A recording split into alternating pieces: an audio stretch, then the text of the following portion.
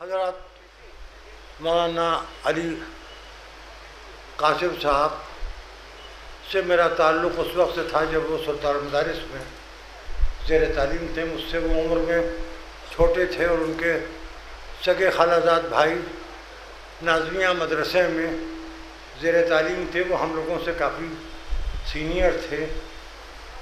अहमद मज़लूम साहब जो बाद में डॉक्टर सैयद अहमद के नाम से पहचाने गए, महाराष्ट्र में मिनिस्टर रहे और गवर्नर के ओहदे पर थे। वो अभी कुछ दिन पहले उनका इंतकाल हुआ।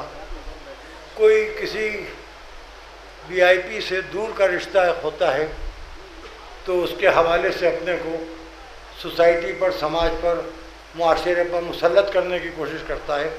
लेकिन अली कासिम साहब ये हवाला भी नहीं देते थे कि उनके सगे खालाजाद भाई मिनिस्टर हैं या गवर्नर हैं। बड़ी सादी ज़िंदगी थी, बहुत सादा इंसान थे। इनक़लाब ईरान के सिलसिले में मैं खिदमतें अंजाम दे रहा था।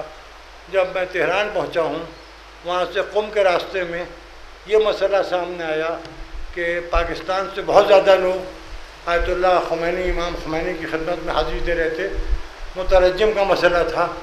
इत्तिफ़ाक़ की बात यह कि मासूमा क़ुम के हरम में मेरी मौलाना अली कासिम साहब से मुलाकात हो गई।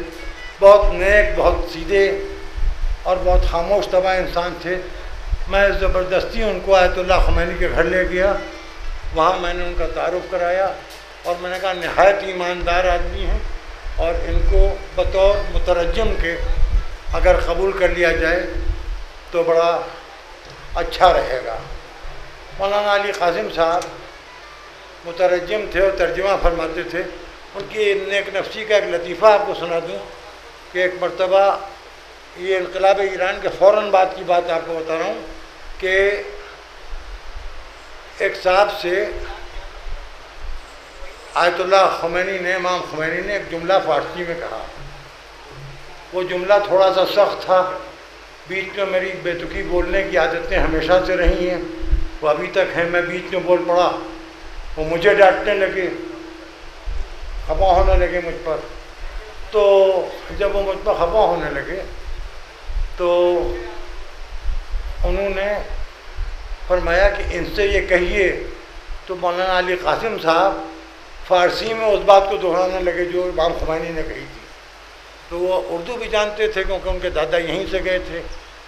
तो उन्होंने कहा कि मन गुफ्तम तर्जुमे बकौन, न गुफ्तम के तकरीर मन व तकरार बकौन। मैंने आपसे कहा कि तर्जुमा कीजिए, मैंने आपसे नहीं कहा कि मेरी गुफ्तगू को दोहराइए। तो अली कासिम साहब ने बहुत अटक अटक के उन सख्त जुमलों का तर्जुमा किया। वो भी अपने आप में तारीख़ का एक जुज़ है, यादें होती हैं, यादगारें होती हैं।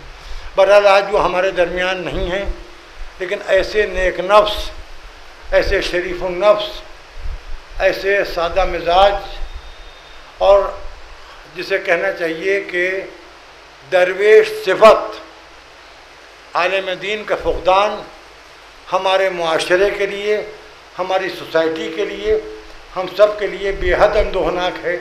लेकिन हर ख़राबी में कोई ना कोई ख़ूबी का पहलू भी अल्लाह ज़रूर रखता है।